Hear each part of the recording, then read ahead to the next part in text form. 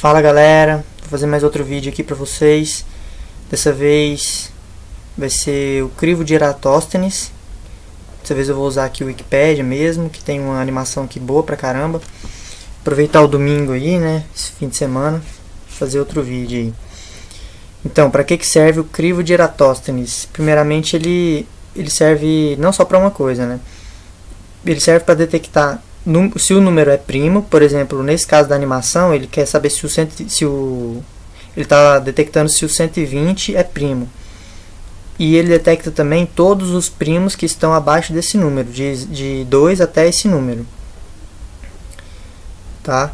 Então, vamos começar aí. Vou esperar a animação voltar. Primeiramente, o que ele faz?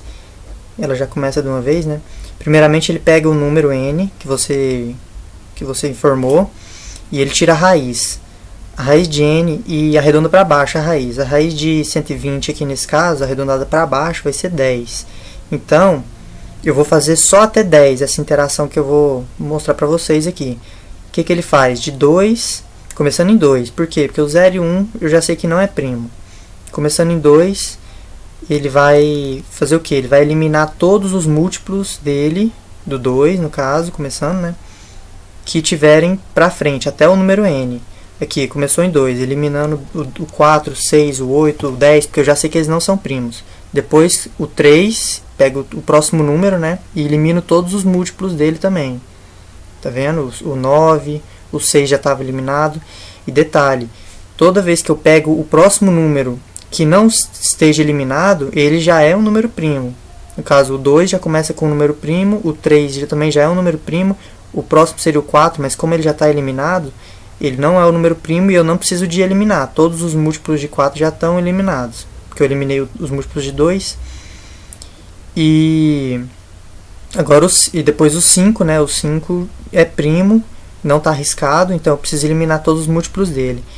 E isso eu só preciso fazer até o 10, né? No caso o 10 também não é primo, então vai até antes do 10, até o 7. Mas ele verifica se até o 10, ele passa verificando se ele não está eliminado. Basicamente é isso.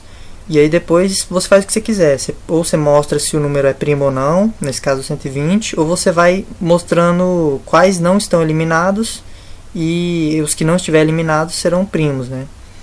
Ele particularmente é um algoritmo que eu gosto muito, ele é muito interessante, a forma que Eratóstenes pensou nele, né? Porque principalmente aqui, o que acontece? Principalmente quando o porquê que ele pega até a raiz, né?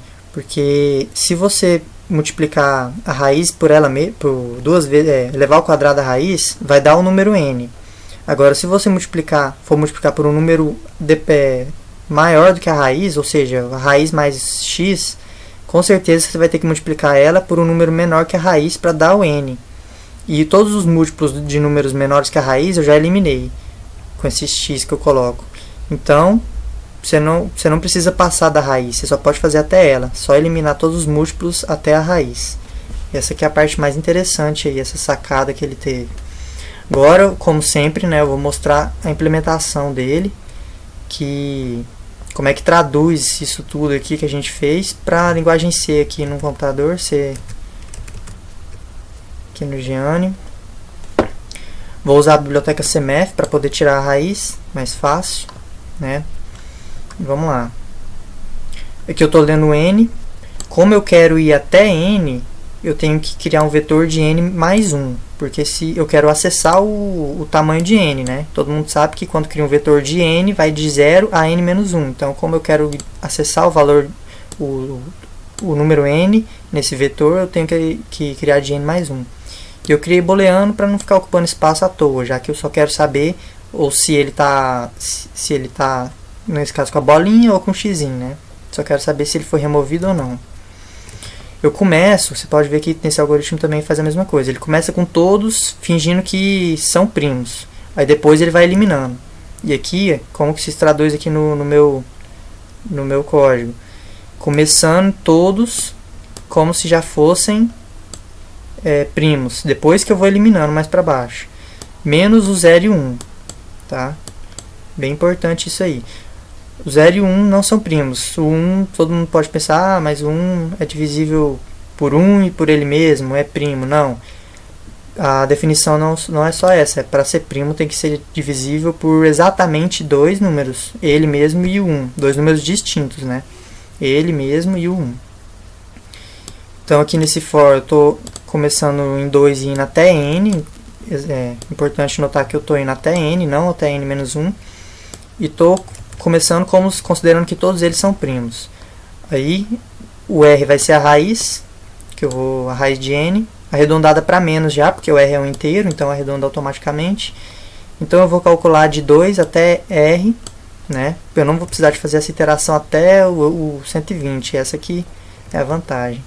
De 2 até r, eu vou fazer a verificação. Se ele tiver true, se o vetor tiver true, o que significa? Significa que é um primo, né? Que aqui eu falei que eu vou considerar que todos começam com primo. True significa primo, que é primo. Por exemplo, começando com 2, o 2 é primo, o 3 é primo. E o que eu faço? Aí nesse caso eu estou imprimindo já direto na tela. Se você quiser, você pode guardar dentro de um vetor para poder depois mostrar todos os números primos.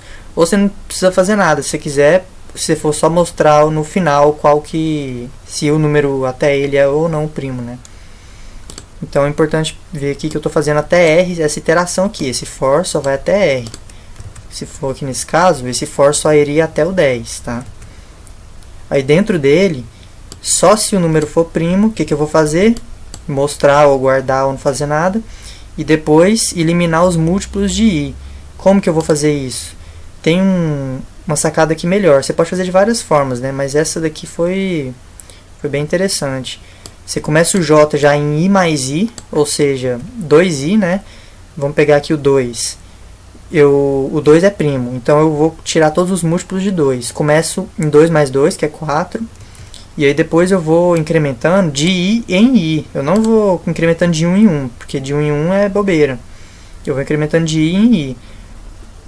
Começo no 4, depois já elimino 6, já elimino 8, já elimino 10, entendeu? De i em i. E vou colocando aqui, eliminando, ó, o vetor na posição j, false, ou seja, estou eliminando ele. Faço isso até n, aqui, ó, até for igual a n. Se eliminar o n é porque ele não é primo. Se ele sobrar no final disso tudo e sobrar o n, é porque ele é primo. Nesse caso aqui eu já estou imprimindo, né? Estou imprimindo aqui até n, até r, né? Então, depois que eu termino essa iteração aqui, todos eles vão estar com x, mas eu só imprimi até o r. Eu só imprimi até o 10, os primos até o 10, nesse caso ali. Então eu preciso de imprimir o restante, né? Então eu começo em r mais 1 e vou passar por todos eles, né? Verificando se ele estiver aberto, se ele passou por toda essa guerra que teve aí de eliminação. Aí eu imprimo. Aí você pode fazer o que você quiser também aqui, ou imprimir ou guardar dentro de algum vetor.